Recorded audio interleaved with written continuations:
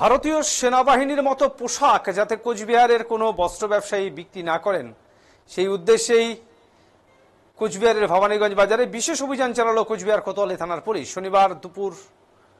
শনিবার দুপুরে কোচবিহার কোতোয়ালি থানার আইসি তপন পালের নেতৃত্বে এই অভিযান চালানো হয়, যেখানে দেখা যায় ভবানীগঞ্জ বাজারের প্রায় প্রত্যেকটি বস্ত্র প্রতিষ্ঠানে তারা যাচ্ছেন এবং প্রত্যেকটি বস্ত্র প্রতিষ্ঠানের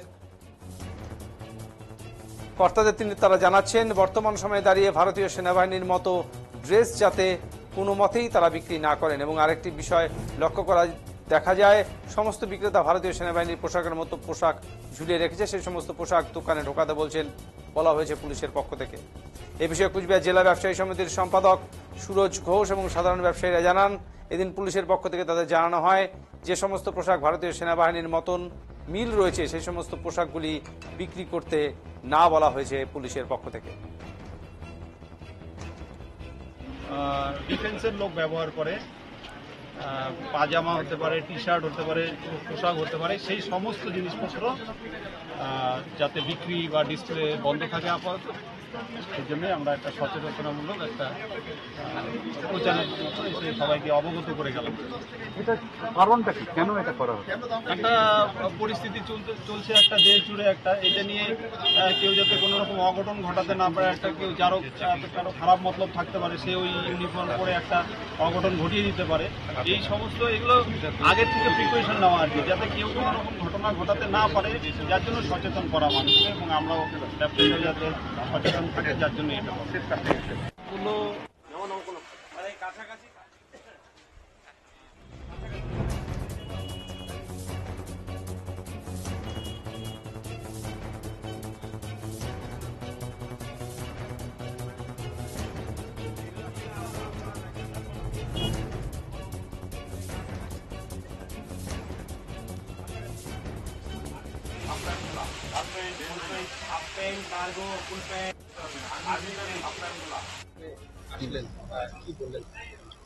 বললো যে আর্মি কালারের কোনো ড্রেস টেস বিক্রি করতে না, এটাই।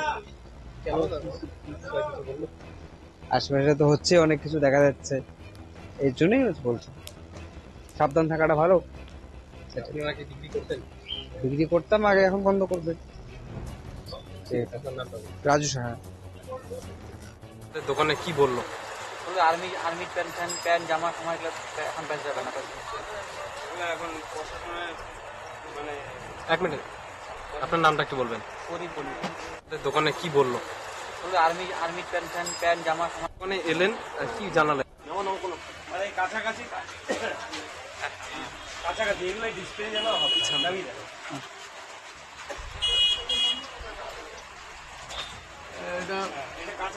এটা কিছুদিন বাড়িতে নিয়ে চলে যাবো।